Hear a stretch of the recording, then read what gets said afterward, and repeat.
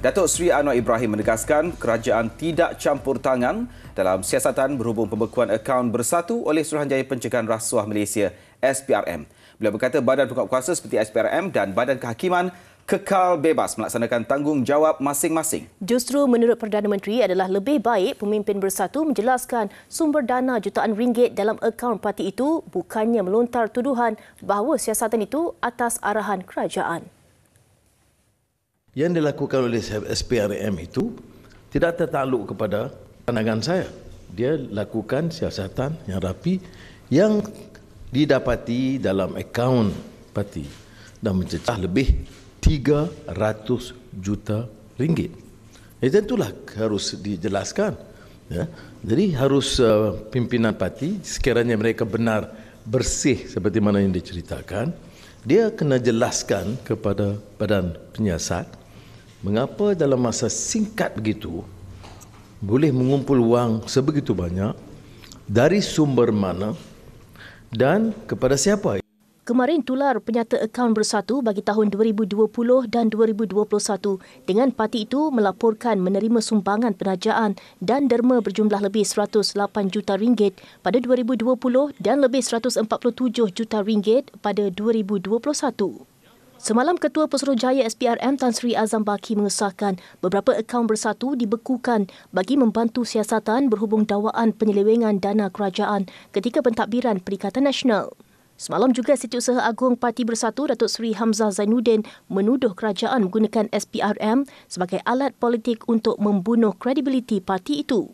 Bercakap kepada media selepas mempengerusikan mesyuarat Kabinet, Datuk Seri Anwar tegas menolak tuduhan itu dan yakin pihak berkuasa mempunyai asas kukuh untuk menyiasat keuangan bersatu. Pertama ada laporan yang dibuat pada pihak PDRM dan SPRM tentang penggunaan wang oleh Parti Bersatu. Kedua, saya buat menjalankan kerja saya, tugas saya di Kementerian Kewangan dan melihat projek-projek yang mendalam belanja terlalu tinggi tanpa proses tender. Kalau proses tender itu tidak dilakukan umpamanya dan kos itu tidak melambung, itu tidak jadi isu. Disember lalu, SPRM mengesahkan melakukan siasatan atas dakwaan penyelewengan dana 530 bilion merangkumi pakej rangsangan ekonomi kerajaan pada tahun 2020 dan 2021.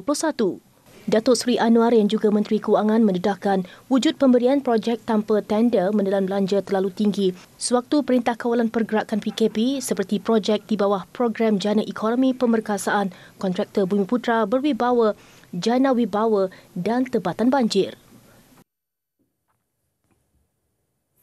Sementara itu, Datuk Seri Anwar turut menegaskan PKR yang dipimpinnya tidak mempunyai masalah untuk mendedahkan akaun parti sekiranya diminta SPRM.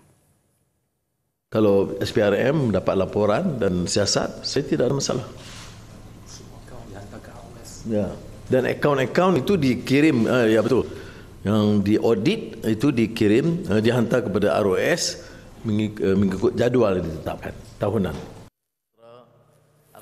Semalam, bekas Ketua Setiausaha Sulit kepada Perdana Menteri ke-8 Tan Sri Muhyiddin Yassin, Datuk Dr. Marzuki Mohamad menggesa PKR dan DAP mendedahkan akaunnya termasuk akaun amanah yang dipegang bagi pihak parti itu.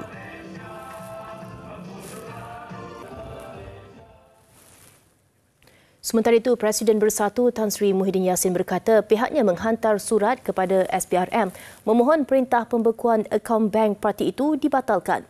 Menurut beliau, pembatalan perintah itu penting supaya pentadbiran bersatu dapat berjalan lancar dan komitmen keuangan parti itu dapat dilunaskan mengikut jadual. Bersatu telah pun menulis ataupun kita akan hantar surat hari ini kepada pihak SPRM supaya perintah pembekuan akaun bersatu ini dapat dibatalkan. Mana bila dah beku akaun, kami sebagai pertubuhan politik yang penting dan besar ni tak ada duit lah.